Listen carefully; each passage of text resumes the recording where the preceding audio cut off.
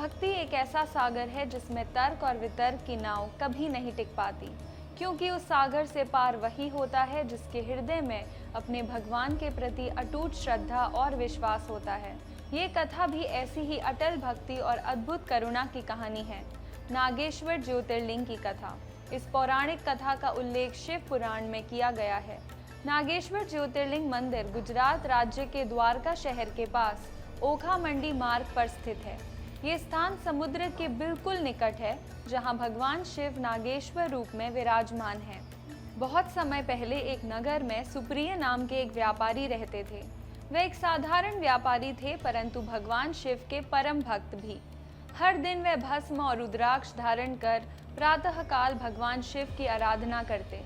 उनकी भक्ति इतनी गहरी थी कि वे पूजा किए बिना एक बूंद जल भी नहीं पीते। एक दिन सुप्रिय अपने व्यापारिक कार्य से नाव द्वारा दूसरे नगर जा रहे थे। अचानक समुद्र में भयंकर तूफान उठा। जिस दिशा से तूफान आया, उसी दिशा में एक भयानक राक्षस दारुक का निवास था। दारुक नावों में बैठे यात्रियों को पकड़कर अपनी नगरी दारुका वन ले जाता और उन्हें कैद कर लेता था। वहां वह भयानक यज्ञों में उनकी बलि चढ़ाया करता।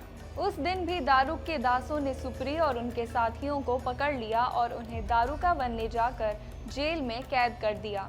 जहां बाकी कैदी भय से कांप रहे थे, वहीं सुप्रिय शांत बैठकर ओम नमः शिवाय का जाप कर रहे थे। सुप्रिय की भक्ति से प्रेरित होकर बाकी कैदी भी शिव नाम का जप करने लगे। जल्द ही पूरा कारागार ओम नमः शिवाय की गूंज से भर गया। ये देखकर दारुक का क्रोध और भड़क उठा। उसने अपने सैनिकों को आदेश दिया, इस व्यक्ति को अभी मार डालो। राक्षस तलवार लेकर आगे बढ़े।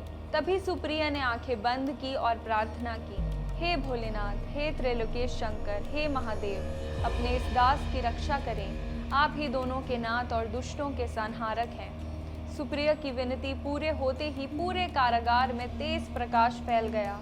हर दिशा में ओम का नाद गूंज उठा। उस दिव्य प्रकाश के केंद्र से स्वयं भगवान शिव प्रकट हुए। पंचमुखी, त्रिनेत्रधारी, नागमाला पहने, जटाओं से गंगा और मस्तक पर चंद्रमा। पूरा कारागार दिव्य तेज से आलोकित हो गया। भगवान शिव ने कहा, वत्स सुप्रिय, तुम्हारी भक्ति ने मुझे यहाँ आने पर विवश कर दिया। मैं तुम्हें पाशुपतास्त्र प्रदान करता हूँ, जिससे तुम इन दुष्ट राक्षसों का नाश कर सको। सुप्रिय ने भगवान शिव का आशीर्वाद देकर पाशुपतास्त्र धारण किया और उससे दारुक और उसके अनुचरों का संहार कर दिया।